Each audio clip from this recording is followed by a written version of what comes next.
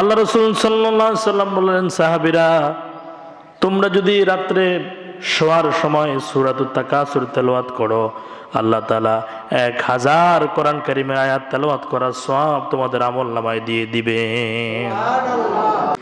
আউযু বিল্লাহি মিনাশ শাইতানির রাজীম।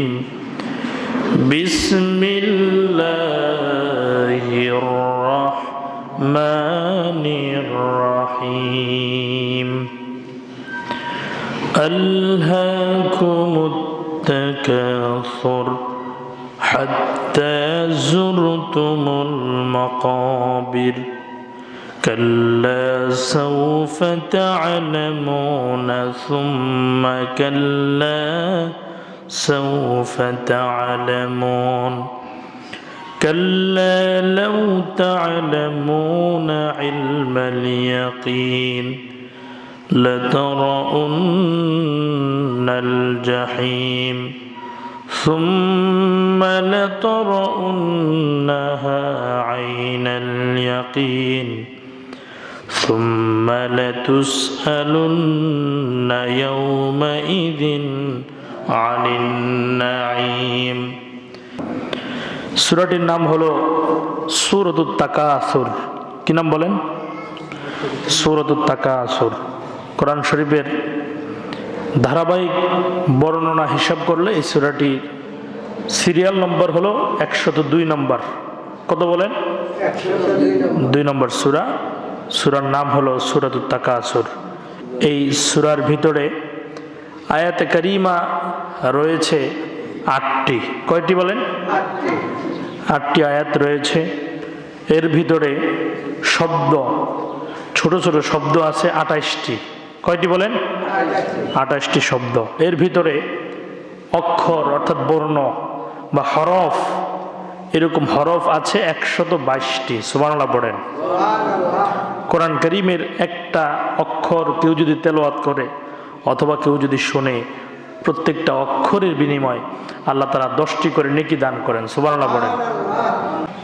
তো কোরআন কারীমের এই তাকাসুর সূরাটি খুবই ছোট, কিন্তু এর ভিতরে যে বিষয় রয়েছে এটা যদি আমরা আমল করি তাহলে আমাদের দুনিয়া এবং পরকালীন জীবনের সফলতা দান করবেন কে? আল্লাহ। সম্মানিত হাজিরিন, এই সূরাটি রাসূল করিম সাল্লাল্লাহু আলাইহি সাল্লামের মাক্কি জীবনে নাজিল হয়েছে।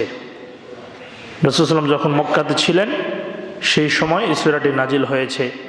এই সূরার মূল বিষয়বস্তু হলো মানুষ পরকালীন জীবনকে ভুলে দুনিয়ার জীবনে আকৃষ্ট হয়ে আছে।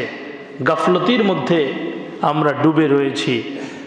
আমরা কার থেকে কে কার সম্পদ বেশি, কার থেকে কার টাকা বেশি, এই প্রতিযোগিতার মধ্যে আমরা রয়েছি। তো এই সূরাটি আল্লাহ তাআলা নাজিল করেছেন মানুষের বিবেক নাড়া দেওয়ার জন্য। সম্মানিত হাজিরিন, রাসূল করিম সাল্লাল্লাহু আলাইহি ওয়াসাল্লাম একদিন বলেন, আমার প্রাণের সাহাবীরা, তোমাদের মধ্যে কে আছো এমন যে রাত্রিবেলা শোয়ার সময় 1000 কোরআন কারীমের আয়াত তেলাওয়াত করতে পারবা? 1000 আয়াত তেলাওয়াত করা খুব সহজ বিষয়, কেউ দাঁড়ায় না। আল্লাহ রাসূল সাল্লাল্লাহু আলাইহি ওয়াসাল্লাম বললেন, ও আমার সাহাবীরা, তোমাদের মধ্যে কে আছো রাত্রিবেলা শোয়ার সময় সূরাতুত তাকাসুর তেলাওয়াত করতে পারবে? এবার আর কারো হাত নিচে নাই, সবাই হাত তুলেছে। আল্লাহ রাসূল সাল্লাল্লাহু আলাইহি ওয়াসাল্লাম বললেন, সাহাবীরা তোমরা যদি রাত্রে শোয়ার সময় সূরাতুত তাকাসুর তেলাওয়াত করো, আল্লাহ তাআলা 1000 কোরআন কারীমের আয়াত তেলাওয়াত করার সওয়াব তোমাদের আমলনামায় দিয়ে দিবেন।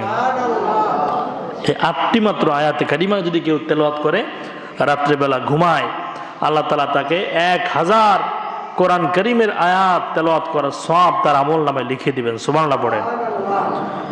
এই সূরাটি এত গুরুত্বপূর্ণ, এত তাৎপর্যপূর্ণ। রাসূল সাল্লাল্লাহু আলাইহি ওয়াসাল্লামের সাহাবীদের মধ্যে তর্কাতর্কি হলো। একজন বলল যে আমার গোত্রে এইটা আছে, আমার গোত্রের নেতারা অনেক ক্ষমতাশীল, আমার গোত্রের আমরা বড় লোক, আমাদের এই আছে সেই আছে। এরকম তর্কাতর্কি করতে করতে দুই দলের মোটামুটি তর্ক চলতে থাকলো। আল্লাহর কাছে বিষয়টা ভালো লাগে নাই, আল্লাহ পছন্দ করেন নাই। আল্লাহ রাব্বুল আলামিন সাথে সাথে এই সূরাটি নাজিল করে দিলেন, আলহাকুমুত তাকাসুর হাত্তা যুরতুমুল মাকাবির। আলহাকুমুত তাকাসুর, বেশি বেশি পাওয়ার লোভ, বেশি বেশি দুনিয়ার পাওয়ার আকাঙ্ক্ষা, বেশি বেশি সম্পদ লাভ করার লোভ তোমাদেরকে গাফলতির মধ্যে ফেলে দিয়েছে। হাত্তা যুরতুমুল মাকাবির, এই গাফলতির মধ্যে তোমরা ডুবে থাকবা, এই জিল্লতির মধ্যেই তোমরা ডুবে থাকবা যতক্ষণ না তোমাদের মৃত্যু আসবে। কবরে যাওয়ার আগ পর্যন্ত তোমরা সম্পদ বৃদ্ধি করার লোভ তোমাদেরকে পাগল করে রাখবে। আল্লাহ তাআলা বলে দিলেন যে বেশি বেশি সম্পদ কি করে, আর একটা বিল্ডিং আছে কি করে আরেকটা তৈরি করা যায়, একটা বাড়ি আছে কি করে আরেকটা বাড়ি বানানো যায়, 1 লক্ষ টাকা আছে কি করে আরো 1 লক্ষ টাকা বাড়ানো যায়, এরকম আকাঙ্ক্ষা মানুষের মধ্যে আছে না নাই? এই অতিরিক্ত আকাঙ্ক্ষা, আল্লাহ তাআলা বলতেছেন অতিরিক্ত আকাঙ্ক্ষা আখিরাত থেকে তোমাদেরকে দুনিয়ার গাফলতির মধ্যে ফেলে দিয়েছে, যার জন্য তোমাদের একটা নেশায় পরিণত হয়েছে যে অমুকের 5 তলা বিল্ডিং আছে আমার নাই, আমি 10 তলা করতে হবে।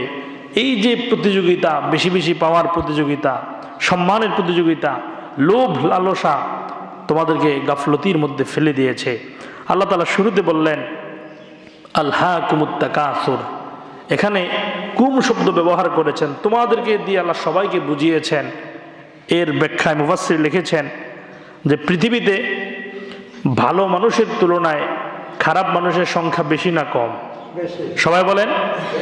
সেজন্য আল্লাহ তাআলা এখানে তোমাদের বলে, এখানে যত পাপাচার, ইসলাম বিদ্বেষী, নাস্তিক, মুরতাদ, তাদেরকে আল্লাহ সম্বোধন করে বলেছেন আলহাকুমুত তাকাসুর, তোমরা গাফলতির মধ্যে ডুবে রয়েছ, সম্পদের আশা, সম্পদের আকাঙ্ক্ষা, লোভ লালসা তোমাদেরকে গাফলতির মধ্যে ফেলে দিয়েছে।